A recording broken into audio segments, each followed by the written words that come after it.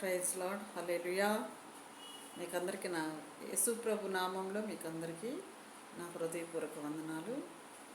ఈరోజు వాక్యము పరిశుద్ధ గ్రంథంలో నుంచి ఒక వాక్యము మరి ధ్యానం చేసి మీకు ఈ వీడియో ద్వారా వినిపించాలని దేవుని చిత్తమై ఉంది. విన్న వారందరూ ఈ వాక్యం ద్వారా దీవించబడుదురు గాక. సబ్స్క్రైబ్ చేయండి, లైక్ చేయండి. ఇంకొక వీడియో తీయడానికి నాకు అవకాశం ఇవ్వండి. ప్రైజ్ లార్డ్ హల్లెలూయా. ఏమిటంటే ఈరోజు వాక్యము సామెతలు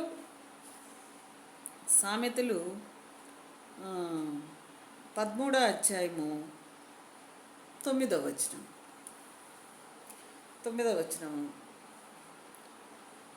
నీతిమంతుల వెలుగు తేజరెల్లును, భక్తిహీనుల దీపము ఆరిపోవును.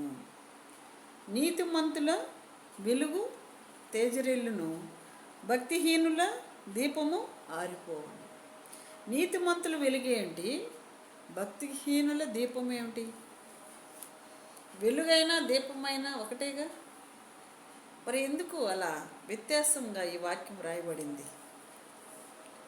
వెలుగు దేవుని వాక్యము. మొట్టమొదట సృష్టిని చేసేటప్పుడు దేవుడు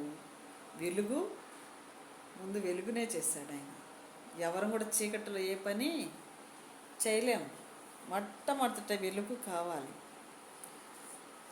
పగలకి వెలుగని, రాత్రికి చీకటని దేవుడే సృష్టించాడు. కాబట్టి ఇక్కడ 9వ వచనం 13వ అధ్యాయము సామెతలు 13వ అధ్యాయం 9వ వచనంలో నీతిమంతుల వెలుగు తేజరిల్లును, భక్తిహీనుల దీపము ఆరిపోవును. భక్తిహీనుల దీపం అంటే ఏంటండి? ప్రాణం ఆరిపోవును. దేనికి? ఎందుకు అలాగా? భక్తిహీనులు బ్రతకకూడదా భూమి మీద? ప్రతి ఒక్కరికి బతకాలనే ఉంటుందండి. వాక్యం కూడా ఉంది కదా, చెడ్డవారి మీద మంచివారి మీద సూర్యుడు ప్రకాశిస్తూ ఉన్నాడు, ఉదయిస్తున్నాడు. ఆయన వాళ్ళకి వేరుగా వీళ్ళకి వేరుగా వర్షాన్ని ఇవ్వలేదుగా. కానీ ఎందుకు ఇక్కడ భక్తిహీనుల దీపం ఆరిపోతుందంటే ఆ వెలుగులోకి రాకపోవటం వల్ల. దేవుని వాక్యం అనే వెలుగులోకి వచ్చినప్పుడు భక్తిహీనుడు కూడా తేజరిల్లుతాడు.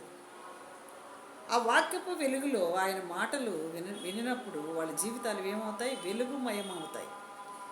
ఆ వెలుగులో వాళ్ళు ఉంటారు కాబట్టి ఇంకా తేజరిల్లుతున్నారు వాళ్ళు. సహజంగా భూమి మీద సృష్టి వెలుగుంది. ఆ వెలుగు సరిపోతుంది మనం బ్రతకటానికి. కానీ దేవుని వెలుగు మన జీవితాలని తేజరిల్లుకు చేస్తుంది. ఈ వాక్యానికి అది అర్థం. మన జీవితాలు తేజరిల్లాలండి.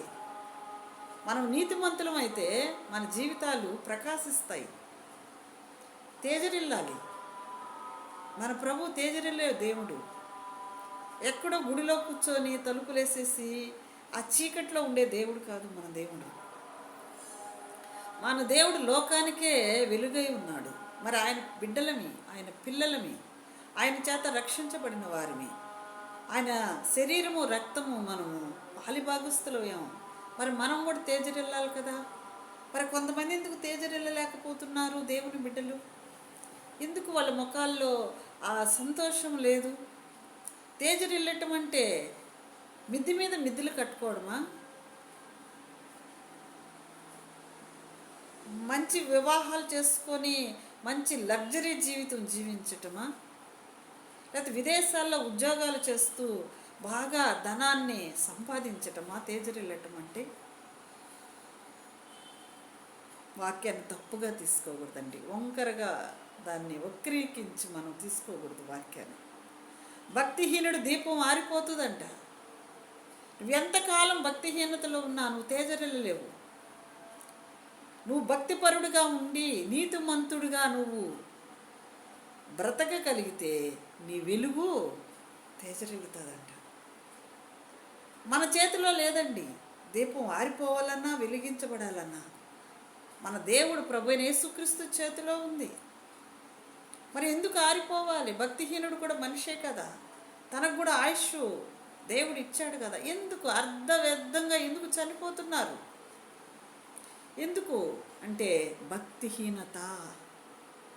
ఈ భక్తిహీనత ఏమి చేస్తుందంటే, ఏమి తిందుమా, ఏమి తాగుదామా, ఏమి ధరించుకుందామా అంటూ దేవుని మాటని వినకుండా, దేవుని నమ్ముకొని మరి మారు మనసు పొందకుండా జీవించిన ప్రతి ఒక్కరు భక్తిహీనుల్లో లెక్కలోకే వస్తారండి. అనుకుంటున్నారు కొంతమంది, మేము దేవుణ్ణి నమ్ముకున్నాం, క్రిస్టియన్ అని చెప్పుకుంటున్నాం, ప్రతి ఆదివారం మందిరానికి వెళుతున్నాం, చాలు ఆ భక్తి, అంతకంటే ఎక్కువ భక్తి చేసి ఇక్కడి నుంచి మేము ఎవరికాడ మేము ఘనతలు పొందుకోవాల్సిన అవసరం లేదనుకుంటున్నారు కొంతమంది. నీ సమయం అంతా నీకోసమే నువ్వు వాడుకుంటూ బ్రతుకుతున్నావు సహోదరి సహోదరుడా. భక్తిహీనుల దీపం అంటే ఆరిపోతుందంట. దీపం ఆరిపోయిన తర్వాత మనిషికి ఇంకా ఈ లోకంలో చూడటానికి ఇంకా జీవితం ఎక్కడుందండి? దయచేసి ఈ వాక్యాన్ని మీరు కూడా చదవండి. మరి నీతిమంతుల వెలుగు తేజరిల్లును. ఒక నీతిమంతుడు వెలిగించబడ్డాడంటే అనేక మందిని వెలిగిస్తాడండి. అనేక మందికి మార్గదర్శిగా ఉంటాడు.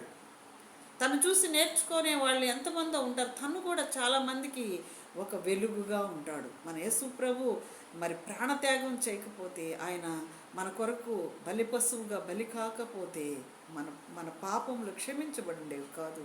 ఈరోజు మనం కూడా వెలిగించబడి ఉండేవాళ్ళము కాదు. భక్తిహీనత మనలోంచి తీసేసుకుందాం. భక్తిహీనత అనగా వాక్యం చదవకపోవడం, వాక్య ధ్యానం చేయకపోవడం, వాక్యం వినకపోవడం, చెప్తున్నా కూడా పెడచెవును పెట్టుకోవడం, మేము మారు మనసు పొందకపోయినా బాప్టిజం తీసుకున్నామని చెప్పి మాట్లాడటం. నీ మారు మనసు లేని జీవితం దేవుడికి అంగీకారం కాదు.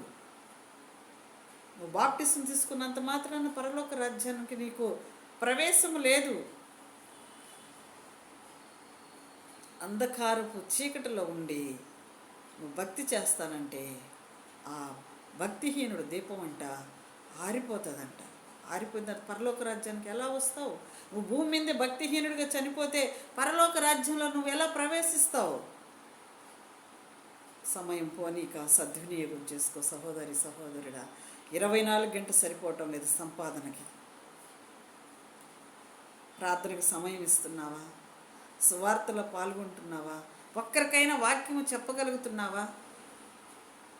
మేము క్రిస్టియన్ అని చెప్పి క్రిస్టియన్ గుంపులో గోయింద అన్నట్టుగా, నలుగుల నారాయణ అన్నట్టుగా చేరిపోవడం కాదది. నీకంటూ ఒక వెలుగు కావాలి, తేజరిల్లాలి.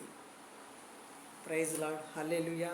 షార్ట్ మెసేజ్ని చూసి మీరు సబ్స్క్రైబ్ చేసుకోండి. ఇంకొక వీడియో తీయడానికి నాకు అవకాశం ఇవ్వండి. హల్లెలూయా, హల్లెలూయా.